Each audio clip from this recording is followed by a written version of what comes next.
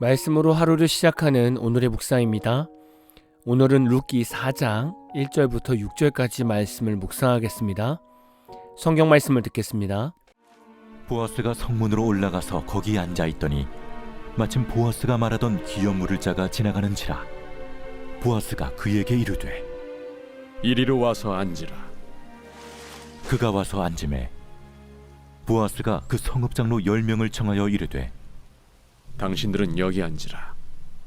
그들이 앉으매 보아스가 그 기업 물을 자에게 이르되 모압 지방에서 돌아온 나오미가 우리 형제 엘리멜렉의 소유지를 팔려 함으로 내가 여기 앉은 이들과 내 백성의 장로들 앞에서 그것을 사라고 내게 말하여 알게 하려 하였노라. 만일 내가 물으려면 물으려니와 만일 내가 물으지 아니하려거든 내게 고하여 알게 하라. 내 다음은 나요 그 외에는 물을 자가 없느니라. 그가 이르되 내가 물으리라. 하니 보아스가 이르되 내가 나오미의 손에서 그 밭을 사는 날에 곧 죽은 자의 아내 모압 여인 루색에서 사서 그 죽은 자의 기업을 그의 이름으로 세워야 할지니라.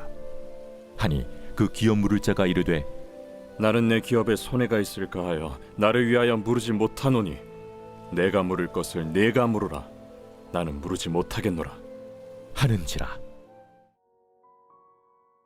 여러분은 그동안 사람들을 만나면서 여러 상황들을 경험했을 겁니다.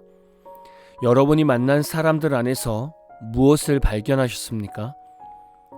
여러분이 만난 사람은 하나님의 성품을 닮아서 서로 사랑하는 존재였습니까? 아니면 죄의 종으로서 자기밖에 모르고 욕심과 이기적인 마음이 가득 찬 죄인의 모습을 발견하셨습니까? 예수님을 믿는 성도들이 불신자들과 일하게 되면 대부분은 후자와 같은 사람을 경험하게 됩니다. 우리는 종종 자기밖에 모르고 욕심과 이기적인 사람들을 만나게 되죠. 최근 여러분은 이기적이고 개인주의적인 사람을 만나서 일해 보셨습니까? 혹시 이런 사람들과 일해 봤을 때 무엇을 느끼셨습니까? 아마도 대부분 성도들은 이기적이고 개인주의적인 사람들과 함께 일하기가 어렵다는 것을 느끼셨을 겁니다. 왜냐하면 이기적이고 개인주의적인 사람은 자신에게 이득이 되지 않는 일은 아무리 좋은 일이어도 동참하지 않기 때문입니다. 하나님께서는 내 이웃을 내 몸과 같이 사랑하라고 말씀하셨죠. 이 말씀은 내 이웃을 내 몸과 같이 사랑하는 데 있어서 이득이 있을 때에는 사랑하고 이득이 없을 때에는 사랑하지 말라는 말씀이 아닌 거죠. 이득이 있든 없든 우리는 이웃을 내 몸과 같이 사랑해야 합니다. 오늘 말씀을 보면 하나님의 계명, 내 이웃을 내 몸과 같이 사랑하라는 실천을 하지 않은 한 사람이 나옵니다. 이는 나오미의 기업 물을 자로서 보아스보다 더 가까운 사람이었습니다. 보아스가 자신보다 나오미와 가까운 자에게 기업 물을 것을 제안했습니다. 처음에는 이 사람이 자신이 기업을 물겠다고 했습니다. 그런데 보아스가 그 사람에게 나오미의 며느리 룻과 결혼하여 그에게 아들을 낳아주어 기업을 물게 해야 한다는 말을 듣고는 기업 무는 것을 포기하게 되었습니다. 이 사람은 왜 기업 무는 것을 포기했을까요? 이 사람은 아마도 늙은 나오미만 알고 있었던 것 같습니다. 그는 이런 계산을 한 거죠. 나오미가 늙었기 때문에 아들을 낳을 확률이 없으므로 나오미의 땅을 샀다가 나오미가 아들을 낳지 못하고 죽으면 결국 이 땅은 자신의 땅이 될 거라는 이득의 계산을 한 것입니다. 그래서 기업을 물겠다고 한 겁니다. 그런데 며느리 룻과 결혼하여 아들을 낳아주면 말론의 대를 이어주는 것이고, 그렇다면 나오미의 땅은 이 사람의 것이 아니라 말론의 아들의 땅이 되는 것입니다. 그래서 이 사람은 자신의 권한을 행사하지 않고 포기하게 된 것입니다. 성경은 자신의 이익으로 기업 무는 것을 포기한 이 사람의 이름을 올려주지 않았습니다. 심지어 성경은 흉악한 범죄자인 바라바도 이름을 올려주었는데 이 사람은 하나님 앞에서 기업 무는 것을 계산함으로써 성경에 아무개로 올라간 자가 되었습니다. 우리는 예수님을 믿고 구원받은 하나님의 자녀입니다. 구원을 받은 성도는 생명책에 기록이 됩니다. 우리는 오늘 말씀을 보면서 하나님 앞에서 그동안 아무개와 같은 인생을 살고 있지는 않았는지를 돌아보게 됩니다. 성도들 중에는 예수님의 십자가 은혜를 받았음에도 여전히 교회에서나 세상에서 내 이익을 위해서만 사는 자가 있고, 교회에서도 내가 하고 싶은 봉사만 하는 그런 자가 있습니다. 다른 사람을 위해서 헌신하지 않고 자신의 편의에 맞춰서 사는 성도들이 있다는 겁니다. 교회에서는 이렇게만 해도 봉사하는 사람의 이름을 기억해 줍니다. 그러나 하나님은 내 입맛대로 내게 유익이 되는 것만 봉사하는 성도의 이름을 과연 어떻게 기억하고 계실까요? 혹 하나님께서는 그런 우리를 아무개로 기억하시지는 않을까를 다시금 점검할 필요가 있습니다. 제가 말씀드리는 것은 교회 사역의 행위를 말씀드리는 것이 아니라 교회에서 순종과 헌신을 하는 마음의 본질이 살아있는가를 점검하자는 말씀입니다. 예수님을 제대로 믿고 있다면 우리는 주를 위해 헌신하고 순종하고 싶은 마음이 자연스럽게 듭니다. 이건 은혜 받은 성도라면 너무나 당연하게 일어나는 마음입니다. 그런데 헌신과 순종의 본질이 사라졌다면 이것은 얘기가 다릅니다. 우리가 헌신과 순종의 손익을 계산하고 있다면 분명 우리 안에 하나님과 손익 계산을 하는 신앙에 빠진 것입니다. 사람은 누구나 손익을 계산할 수 있습니다. 손익 계산이 나쁜 일은 아니죠. 때로는 손익 계산을 잘하면 지혜롭게 삶을 풀어갈 수 있습니다. 그런데 우리가 손익 계산을 언제 어떤 일에서 하느냐가 중요합니다. 오늘 말씀에서는 기업 물을 자가 나오미의 땅을 사서 하나님의 땅을 지켜주어야 하는 상황입니다. 그리고 아들을 낳아서 룻의 가정의 대를 이어주어 하나님의 백성을 든든하게 세워야 하는 상황입니다. 이것은 하나님께서 이미 이스라엘 백성들에게 율법으로 말씀해 주신 부분입니다. 그런데 아무개는 하나님의 말씀을 순종하지 않고 자신의 손익 계산을 하여 나오미 가정에 기업 무는 것을 포기하게 되었습니다.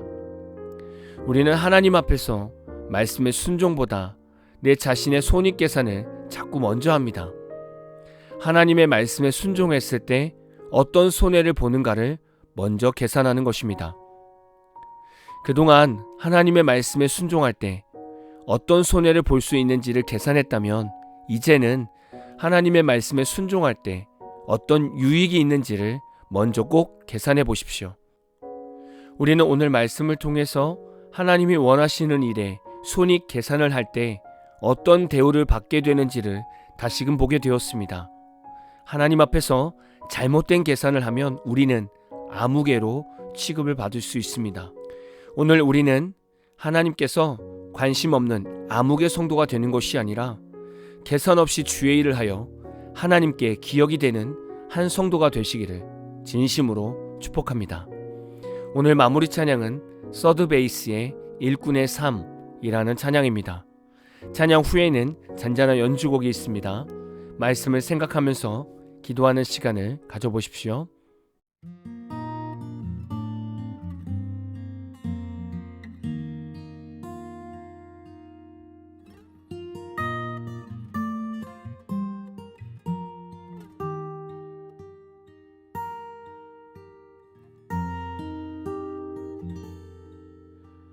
진리의 말씀과 하나님의 능력 안에 있는 일꾼의 삶은 자원하는 심령으로 자신의 모든 것을 드리며 기뻐하는 삶이다.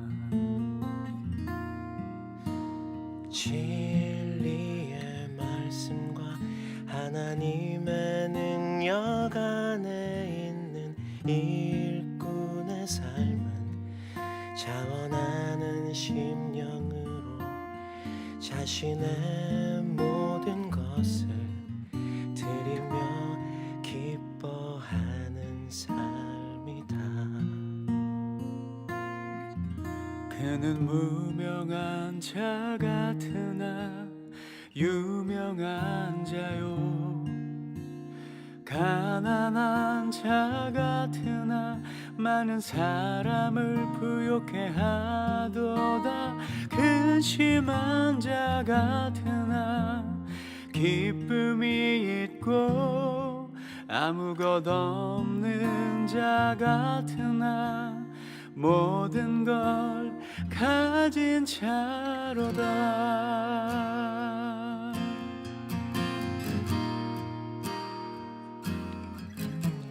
진리의 말씀과 하나님의 능력 안에 있는 일꾼의 삶은 자원하는 심령으로 자신의 모든 것을 드리며 기뻐하는 삶이다.